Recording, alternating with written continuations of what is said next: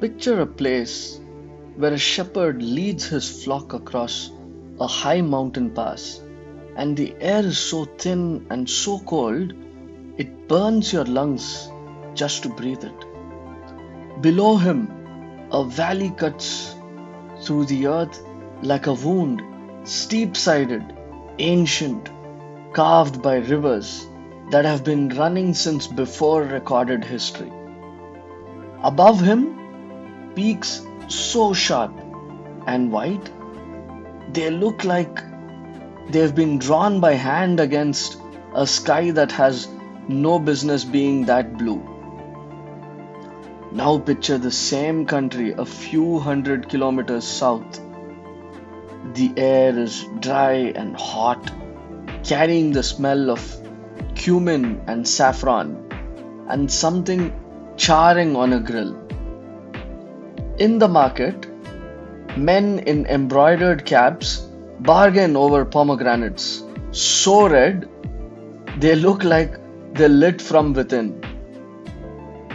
A boy sits cross legged in a doorway reading.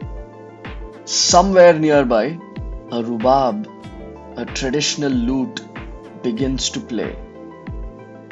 The sound floats down the alley and disappears into the noise of the city. This is Afghanistan, one of the oldest crossroads on earth, a country that has been fought over, marched through, conquered, and rebuilt so many times that its very soil is layered with the footprints of history. A country of extraordinary beauty, extraordinary resilience, and extraordinary stories. And today it's ours. Welcome back to Around the World in Half an Hour.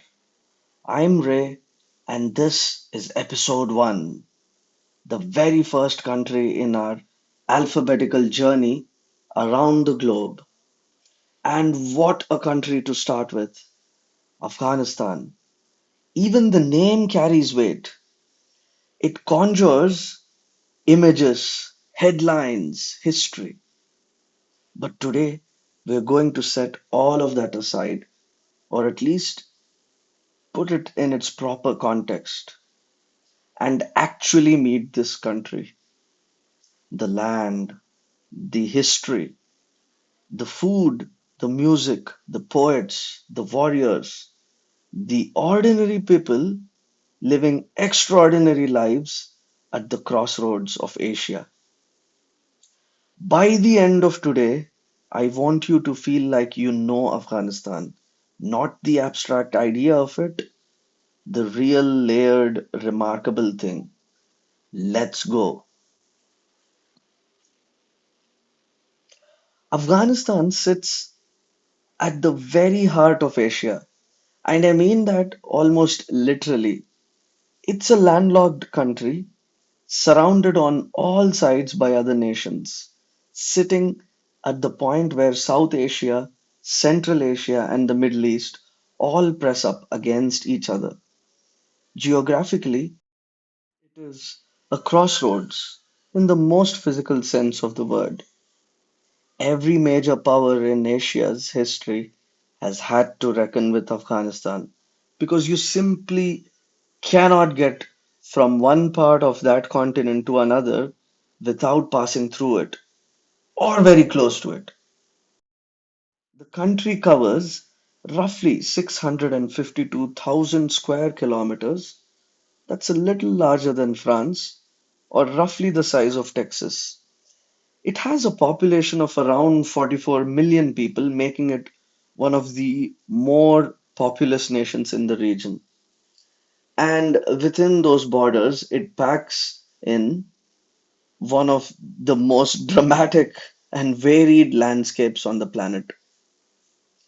The defining geographical feature of Afghanistan is the Hindu Kush mountain range. This is a truly formidable system of mountains, an extension of the Himalayas that runs in a great diagonal slash across the center of the country from northeast to southwest. The peaks of the Hindu Kush reach over 7,000 meters in places.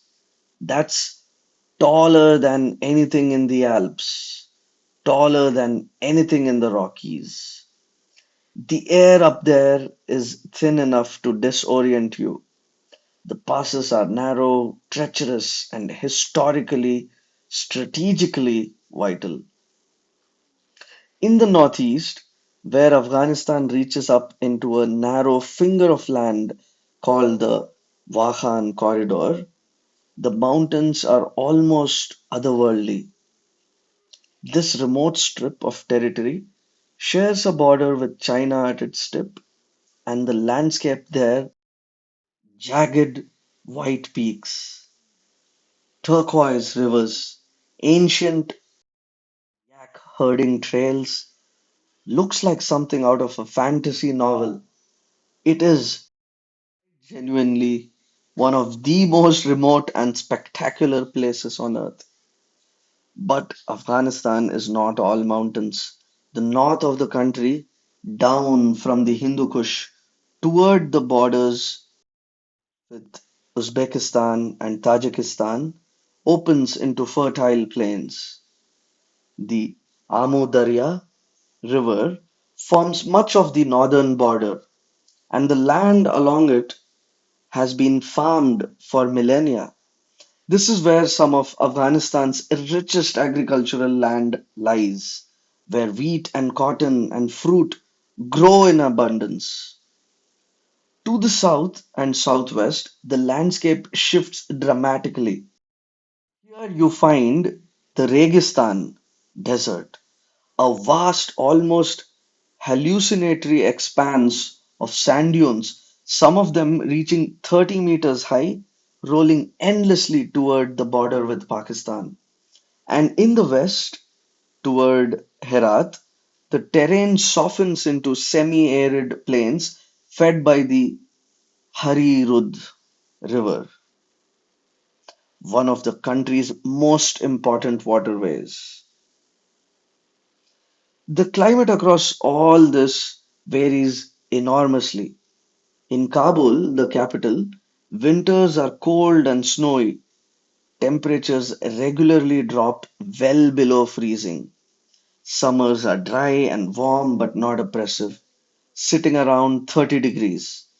In the desert south, summer temperatures can hit 50 degrees Celsius. In the northeast mountains, it can be bitterly cold even in late spring. Afghanistan is, in other words, not one climate, it's many. What the landscape gives Afghanistan above everything else is a sense of dramatic, vertiginous scale. This is a country where you can stand in a river valley surrounded by walls of rock that seem to go straight up to the sky, where the light changes the colors of the mountains every hour of the day. Golden at dawn, burning ochre at noon, purple and blue in the evening, where the sky at night away from any city is so thick with stars it barely seems real. The land here is ancient and it knows it. Afghanistan shares borders with six countries, and every single one of those relationships tells you something important about this nation's history. To the east and southeast is Pakistan, the longest shared border stretching over 2,600 kilometers along the Durand Line. This border has been contested and complicated since it was drawn by the British in 1893. It cuts through Pashtun tribal territories in a way that neither side has ever fully accepted. The relationship between Afghanistan and Pakistan is deep, turbulent, and impossible to understand in a single sentence. The two countries are intertwined by ethnicity, by trade, by the movement of millions of refugees over decades, and by geopolitical rivalry. To the north, Afghanistan borders Tajikistan, Uzbekistan, and Turkmenistan, three former Soviet republics whose Central Asian cultures, languages, and peoples spill across the border into northern Afghanistan.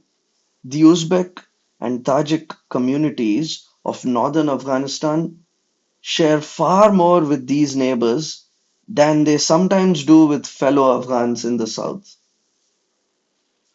To the west is Iran, a neighbor with whom Afghanistan shares the Persian language and many cultural traditions.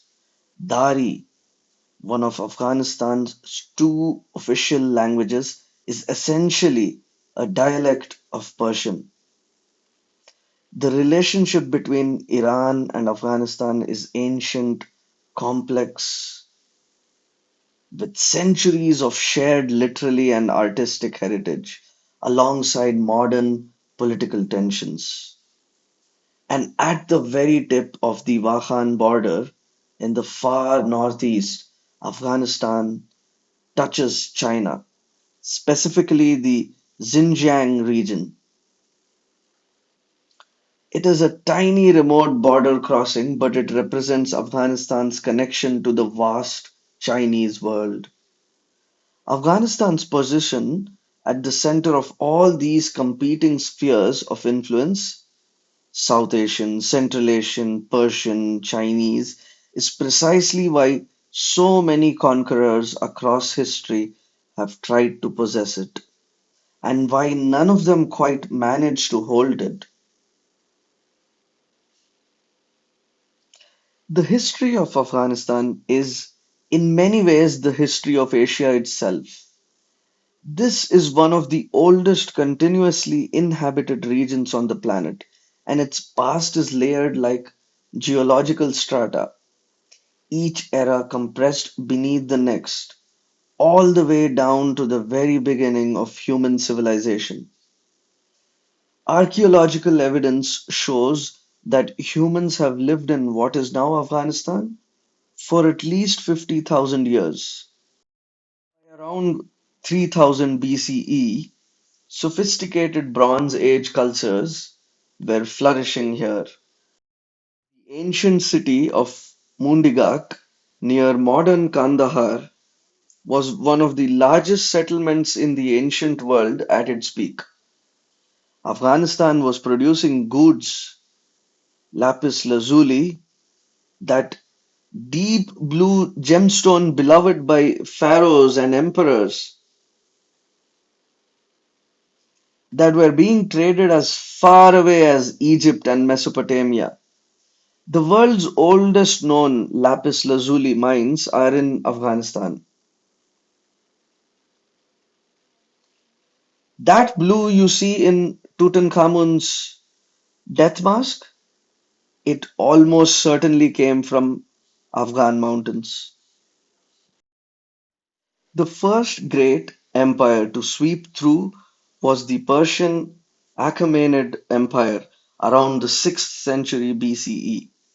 Afghanistan, then known as Bactria and Ariana, became one of the richest satrapies or provinces of the Persian world. Then came Alexander the Great. In 330 BCE, after defeating the Persian Empire, Alexander marched his armies east into Bactria. He was expecting a quick conquest. Instead, he got the fight of his life. The Bactrians resisted ferociously. It took Alexander 3 years to subdue the region, the longest campaign of his entire military career.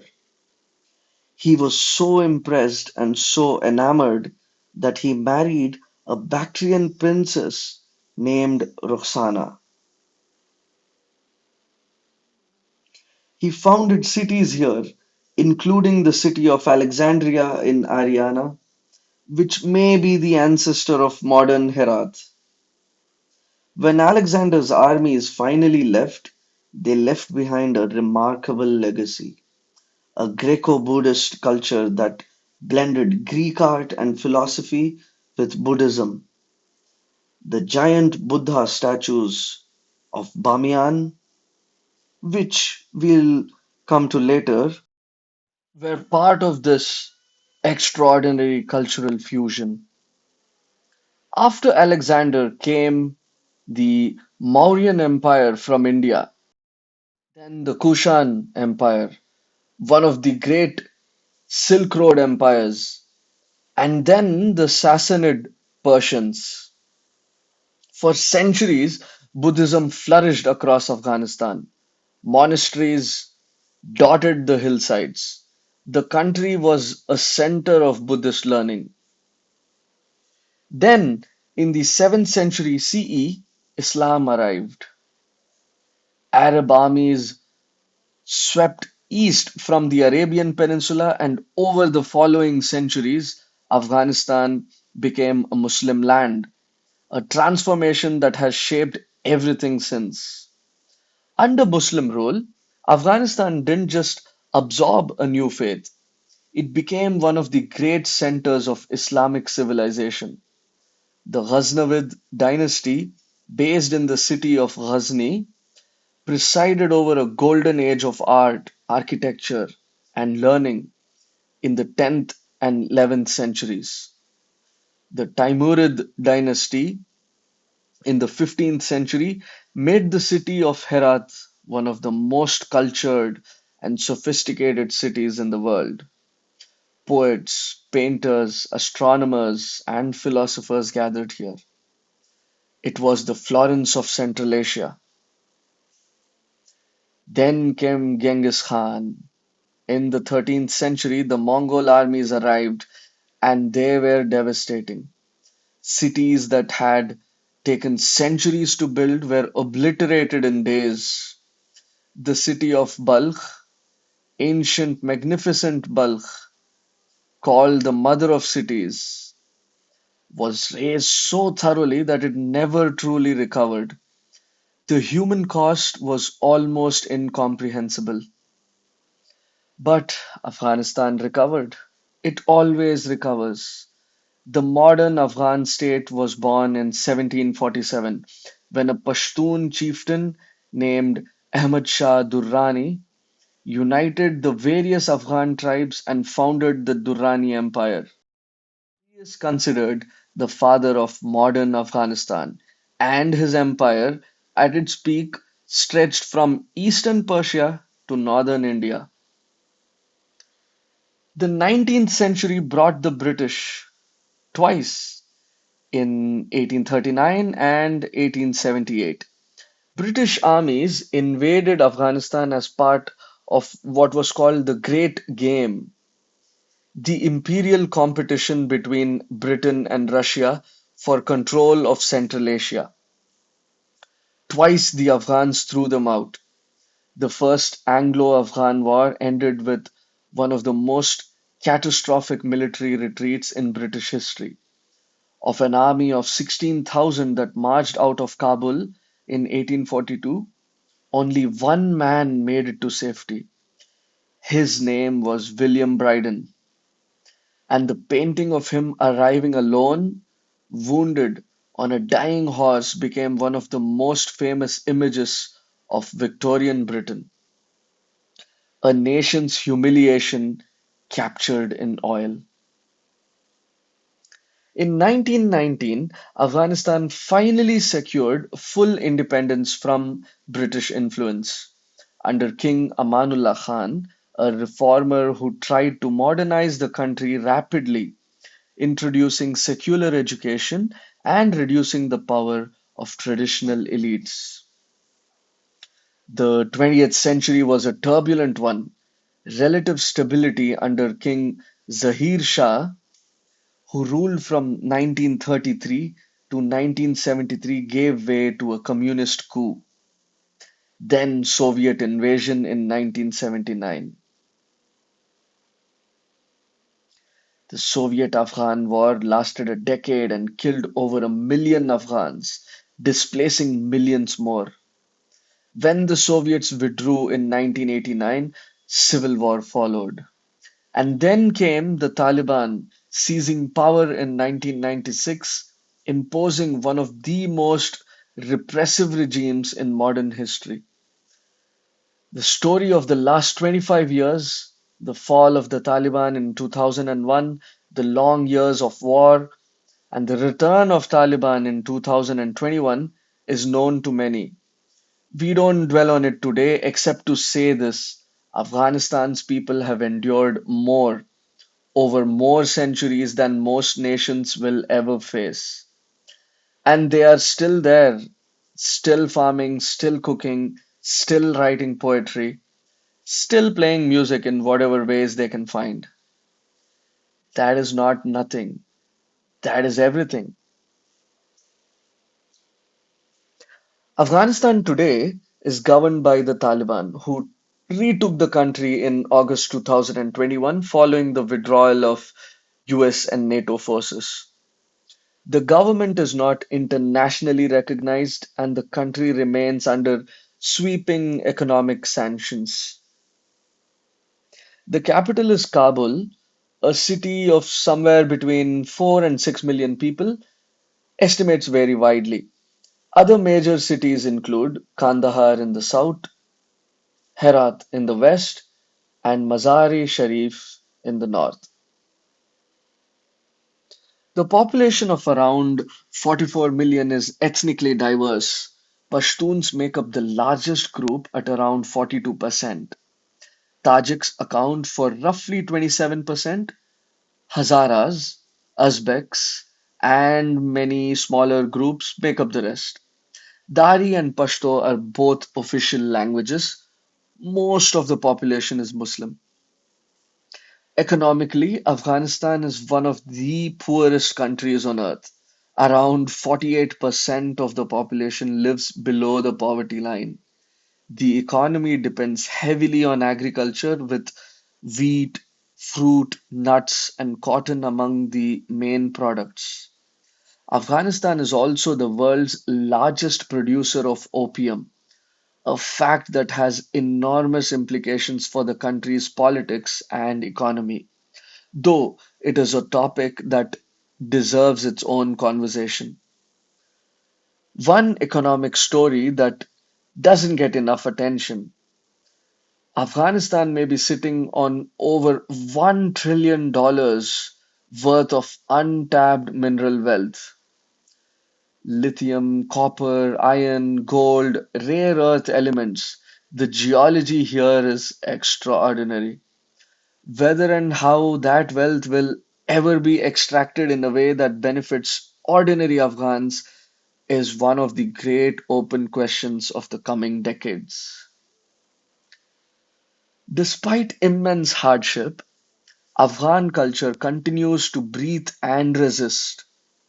In homes, in exile communities around the world, in quiet corners of cities, stories are told, music is played, and poetry is recited. The Afghan spirit is not easily extinguished. Now let's meet some of the extraordinary individuals who came from this corner of the world.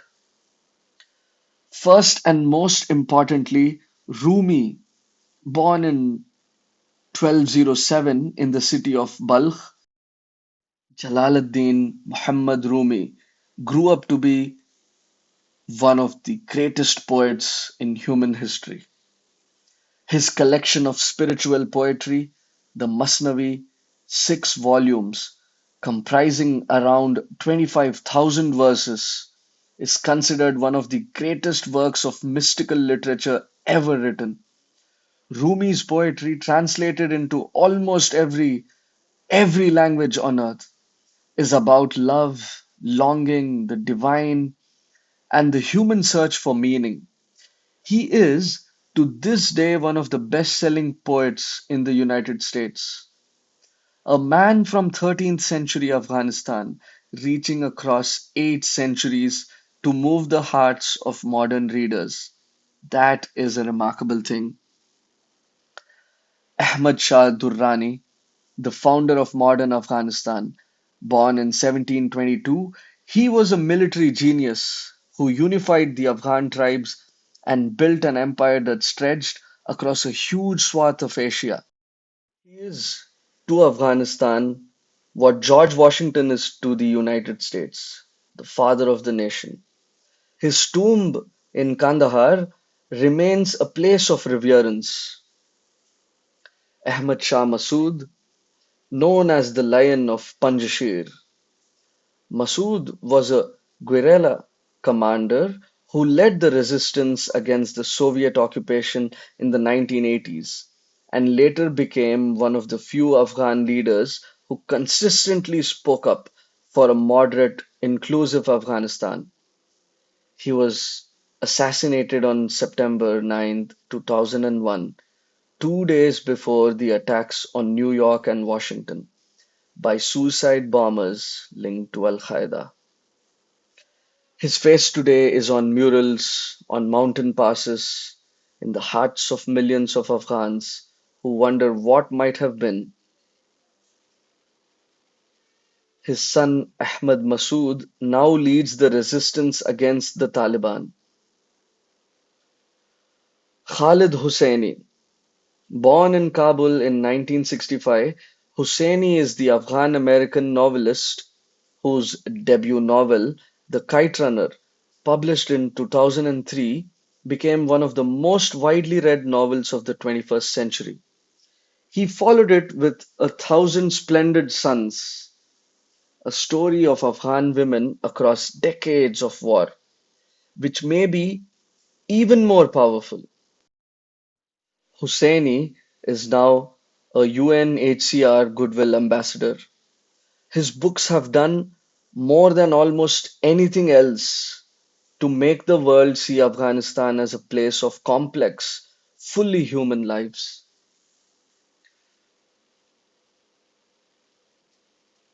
Malalai of Maiwand, a 19th century woman who became one of Afghanistan's great national heroes.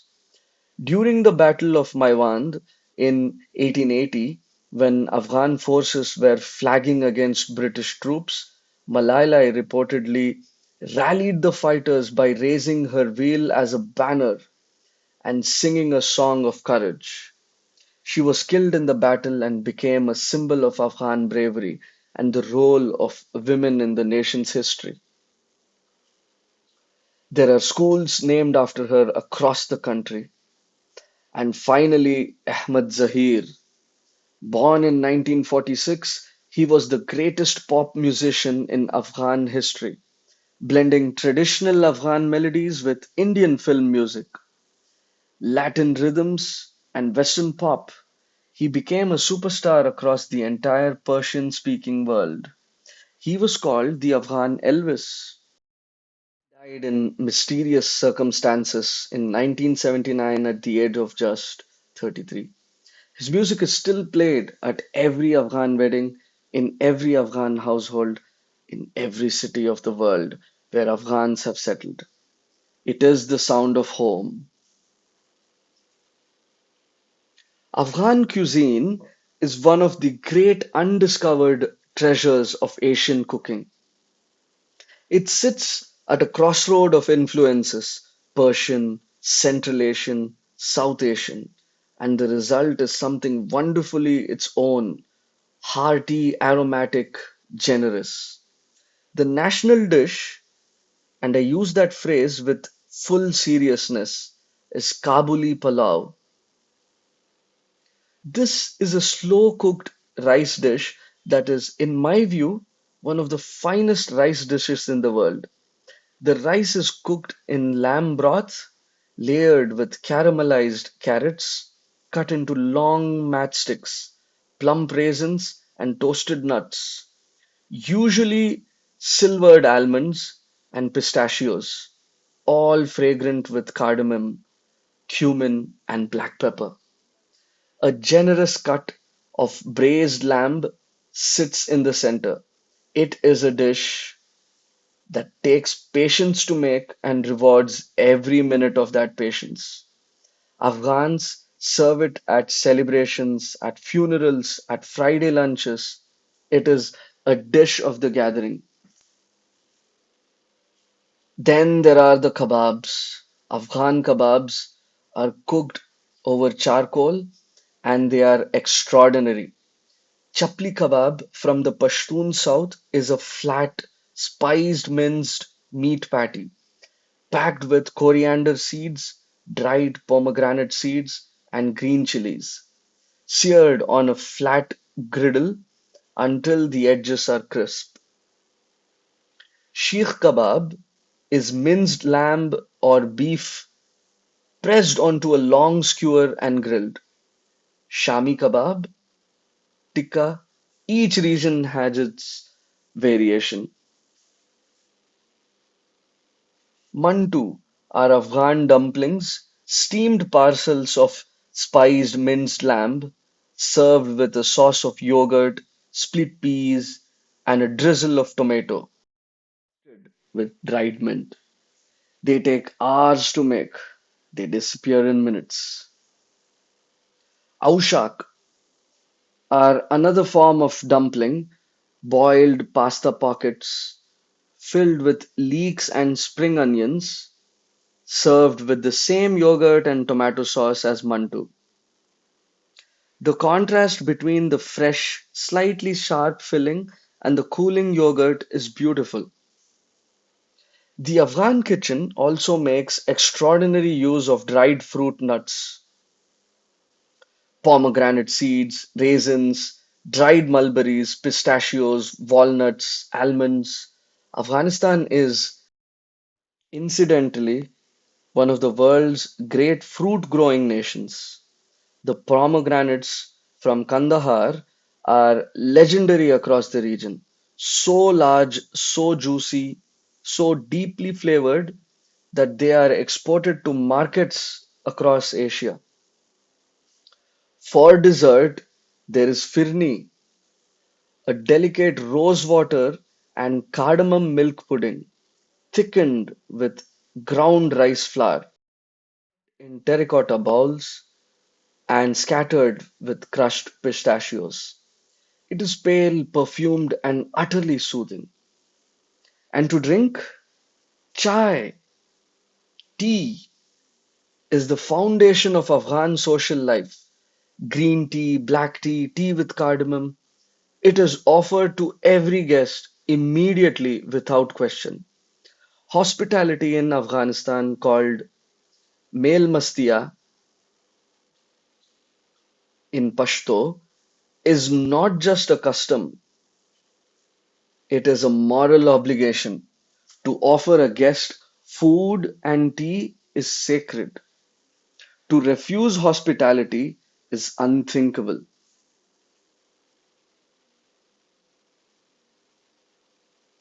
Afghanistan is not an easy place to visit in the current moment, and we won't pretend otherwise. But these places exist, they are real, and they deserve to be known. Bamiyan Valley, set in the central highlands at 2,500 meters above sea level, Bamiyan is one of the most historically extraordinary places in the world. This is where, carved into towering red sandstone cliffs, two enormous Buddha statues once stood, 55 meters and 38 meters tall. The largest standing Buddhas ever created. They were carved in the 6th century CE during Afghanistan's Buddhist era. The Taliban dynamited them in 2001, a deliberate act of cultural destruction that shocked the world. The empty niches in the cliff remain. They are strangely powerful, an absence that speaks louder than the presence might. The surrounding valley is breathtaking, green, river cut, rimmed by ancient caves, once used by monks. Bamiyan is a UNESCO World Heritage Site. Bande Amir National Park, just west of Bamiyan, this is Afghanistan's first and only national park established in 2009. It consists of Six deep blue lakes separated by natural dams of travertine mineral deposits. The color of the water, a vivid, impossible turquoise blue against the red and brown of the surrounding cliffs, is genuinely one of the most beautiful things in Asia. Over 100,000 people visit each year. Afghan families come to picnic beside these lakes, children wade in the shallows, and the whole scene is one of the most beautiful, joyful, and unlikely sights in a country so often associated with conflict. Herat, in the west, near the Iranian border, Herat is one of the great historic cities of the Islamic world. Its Friday mosque, the Masjid-e Jami, is a masterpiece of Timurid architecture, covered in intricate blue and turquoise tilework that dazzles in the afternoon sun. The Herat Citadel, a fortress that dates back to Alexander the Great in 330 BCE, looms over the city. The bazaars of Herat are ancient, labyrinthine, and extraordinary, full of carpets, metalwork, and the scent of spices. Mazar-e-Sharif in the north. The city is famous above all for the Blue Mosque, the shrine of Hazrat Ali, cousin and son in law of Prophet Muhammad, peace be upon him. The mosque is covered in blue and white tiles and surrounded by thousands of white doves. It is one of the most visually stunning buildings in Central Asia and one of the holiest sites in the country. During Nowruz, the Persian New Year, the shrine hosts a festival of extraordinary color and energy. The minaret of Jam, deep in the remote Ghor province, in a river valley that can only be reached by rough track, stands a 65-meter minaret built in the 12th century. It is a UNESCO World Heritage Site and one of the finest examples of Islamic architecture in existence. The brickwork is intricate beyond belief. The fact that it has stood over 800 years in that remote valley, mostly unknown to the outside world, is almost as remarkable as the structure itself. Kabul, the capital city, is a place of contradictions, ancient and modern, scarred and vital. The National Museum of Afghanistan, partially rebuilt after being looted during the Civil War, holds some extraordinary artifacts.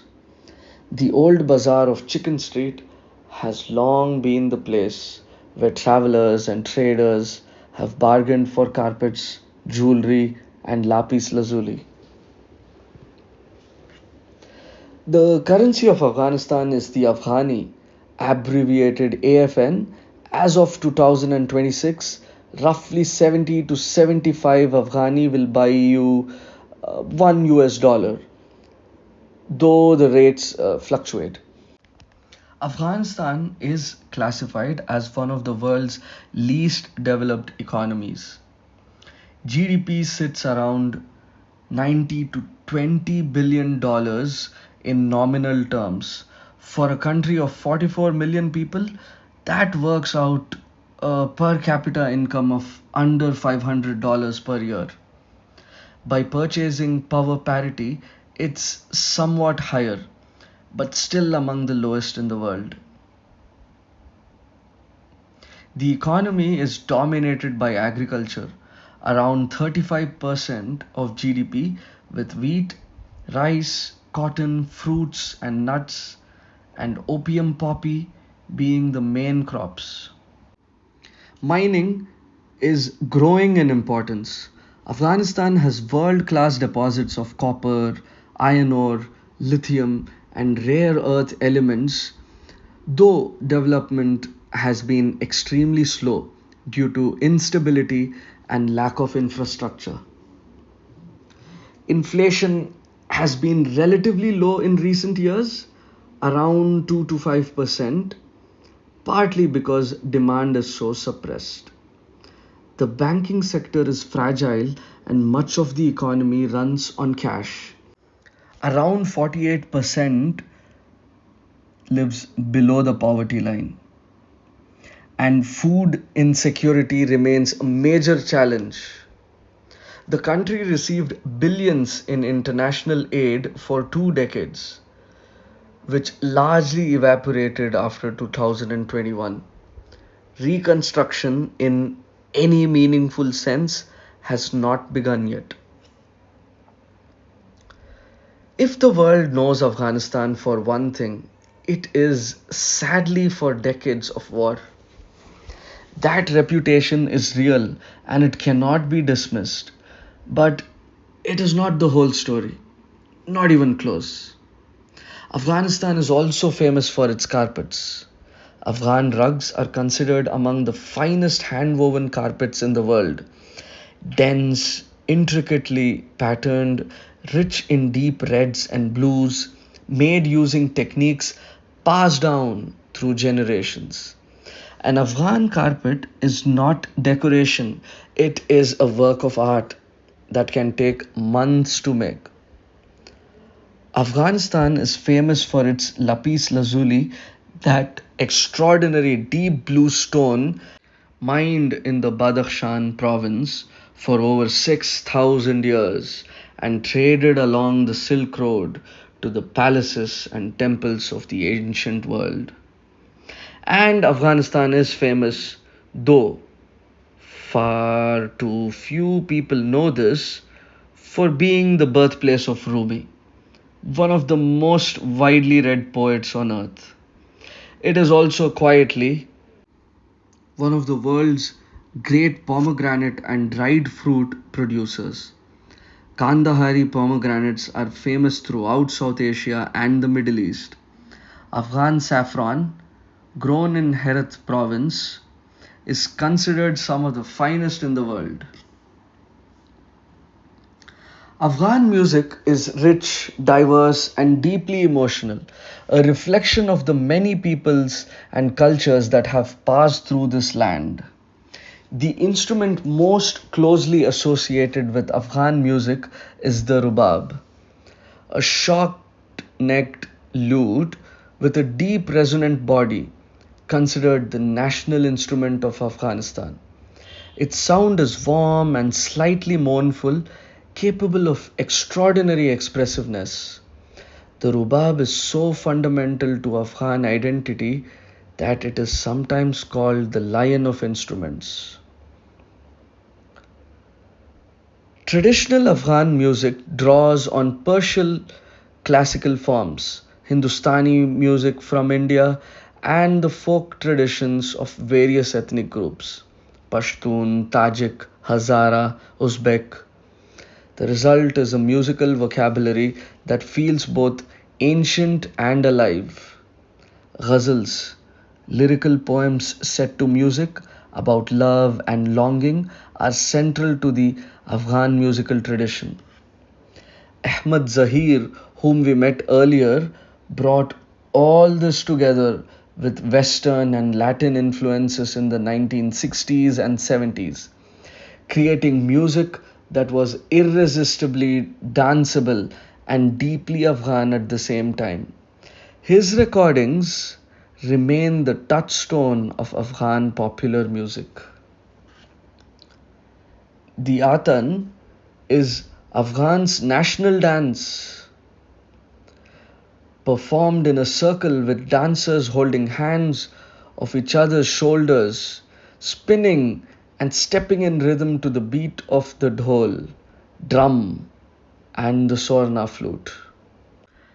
It begins slowly and builds up in speed and intensity until the dancers are spinning at full pace, arms outstretched, in a state that borders on the ecstatic.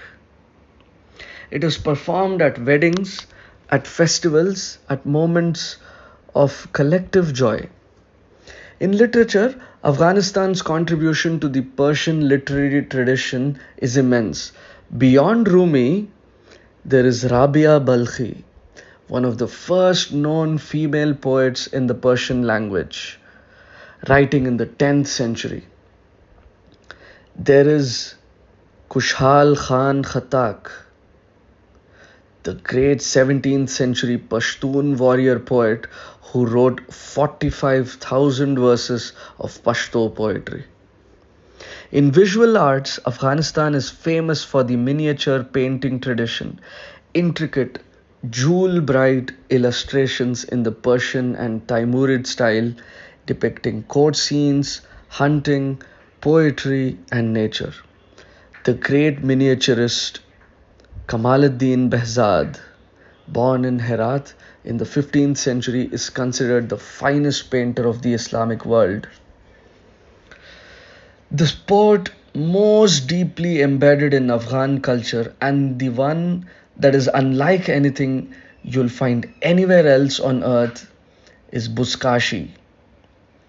There is no gentle way to describe it. It is a mounted game in which teams of horsemen compete to grab the carcass of a headless goat or calf from the ground, carry it around a flag, and drop it in a scoring circle. The horses are specially trained. The riders are enormously skilled. The game can involve dozens of players simultaneously, and it is fast, violent, and thrilling. It has been played in Afghanistan for centuries and remains deeply popular in the north. No other sport speaks so directly to the Afghan character, to the horsemanship, the toughness, the refusal to yield. Cricket has, in recent decades, become another great passion. The Afghanistan national cricket team has risen meteorically, gaining full ICC membership in 2017 and producing world class players like spinner Rashid Khan, who is considered one of the best leg spin bowlers on the planet.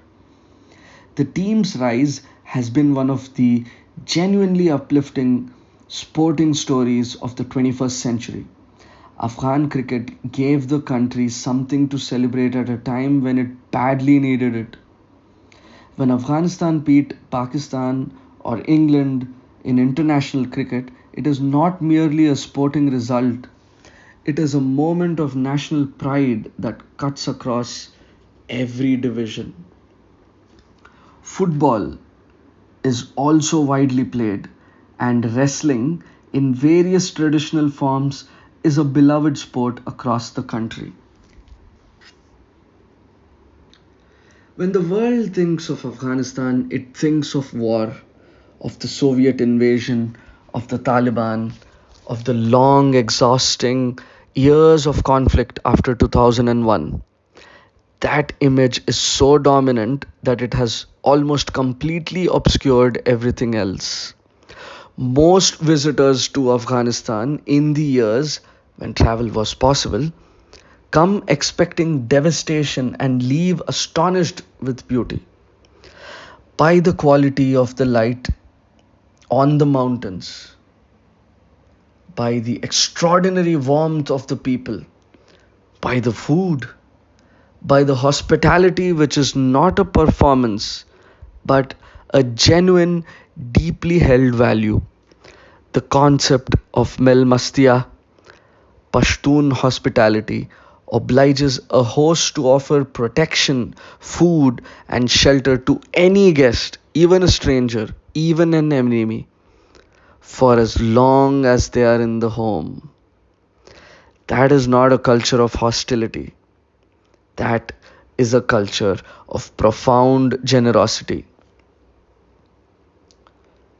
What Afghanistan most wants the world to understand is that it is ancient, that it is cultured, that it has given the world extraordinary things, Poetry, music, carpets, lapis lazuli, a tradition of hospitality that humbles, and that its people, farmers and musicians and students and mothers and shopkeepers, are not defined by the wars that have been fought on their soil.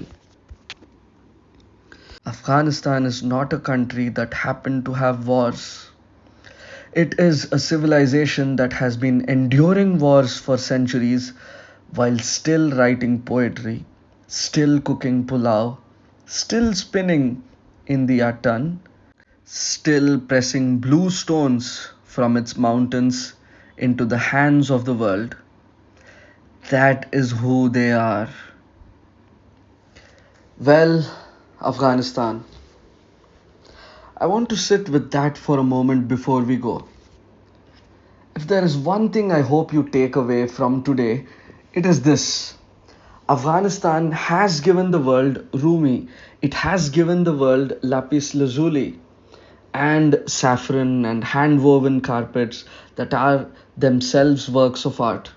It has given the world Kabuli pulao, which I am now desperate to cook. It has given the world the rubab and the atan and Ahmed Zahir's voice. It has given the world the kite runner. It has produced mountain landscapes that would stop your heart.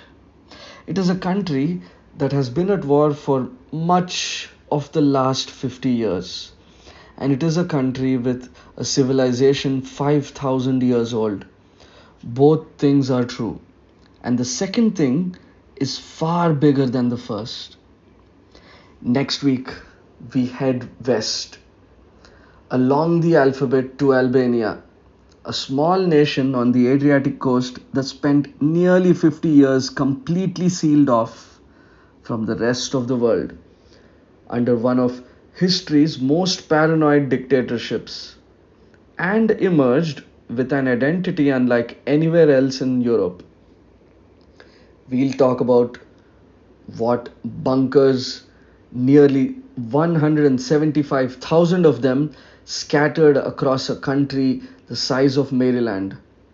We'll talk about the Qanun, the ancient code of honor that still governs life in some parts of the country.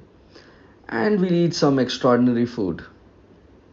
That's next Monday at 7 p.m. Don't miss it. If you've enjoyed today's episode, please subscribe or follow the show on whatever platform you're listening on. Leave a rating or review if you can. It takes 30 seconds and it's genuinely helpful for new listeners to find us. And if someone you know would love this show, send it their way. I'm Ray. We've been to Afghanistan. We've got a long way to go now.